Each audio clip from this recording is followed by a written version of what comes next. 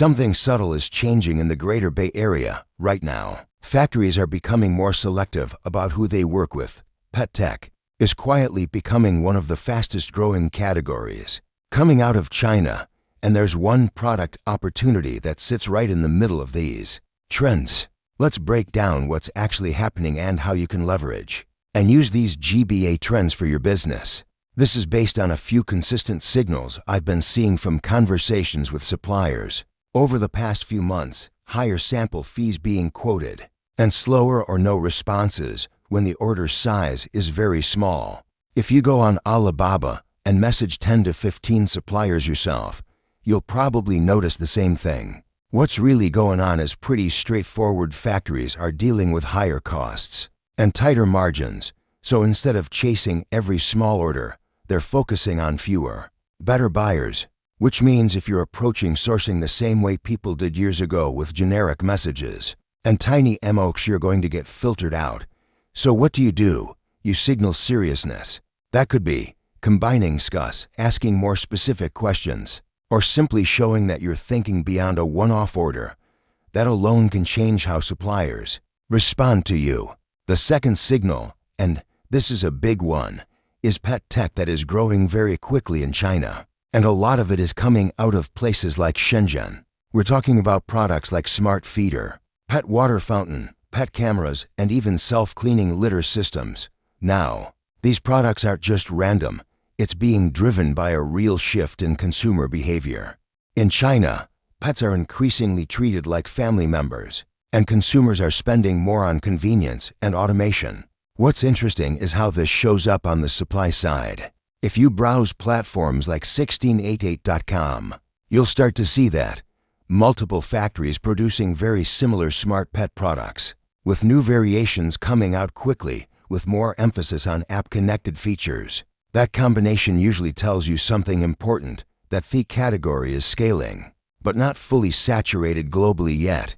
And historically, what gains traction in China often shows up in Western e-commerce markets a few months later. So, instead of chasing what's already trending on Amazon, you can look at what's building momentum here first. Let's take one specific example from this space that's actually much simpler than it sounds. The smart pet water fountain.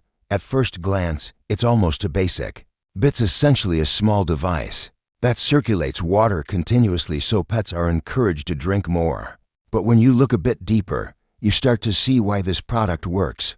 Pets, especially cats, prefer running water, so something that solves hydration in a simple, passive way already has strong appeal.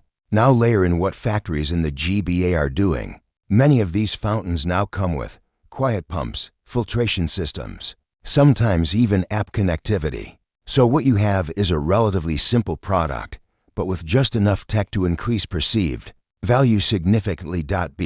And this is where the economics get interesting.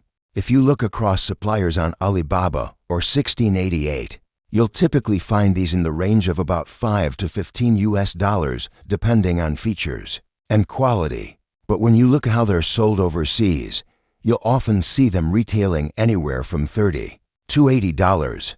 So the margin is there, but of course, that alone doesn't make it a good business. The real question is, how do you approach it differently? Because if you just take the same product and list it, you'll blend in with everyone else. A more thoughtful approach might be to position it around a specific use case.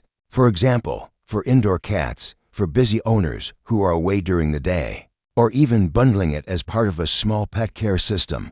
You could include extra filters, a cleaning kit, or simple instructions that make it easier to maintain.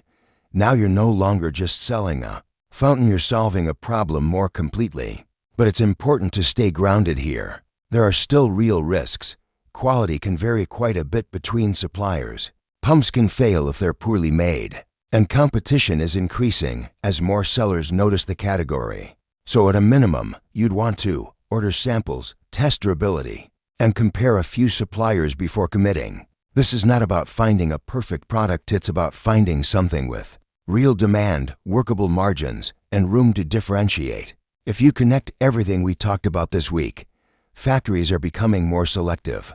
Categories like pet tech are getting more sophisticated, and domestic demand in China is shaping what gets produced. What that tells you is pretty clear. The easy, low-effort sourcing approach is getting harder. But if you're willing to go slightly deeper, understand the product, the user, and the positioning, there's still a lot of opportunity. And in many cases, the best opportunities are not the most complex products, they're the ones that are simple, but executed better. If you're trying to understand how to actually use what's happening in the Greater Bay Area to build something practical, not just chase trends, that's exactly what we focus on here. I'll see you in the next one.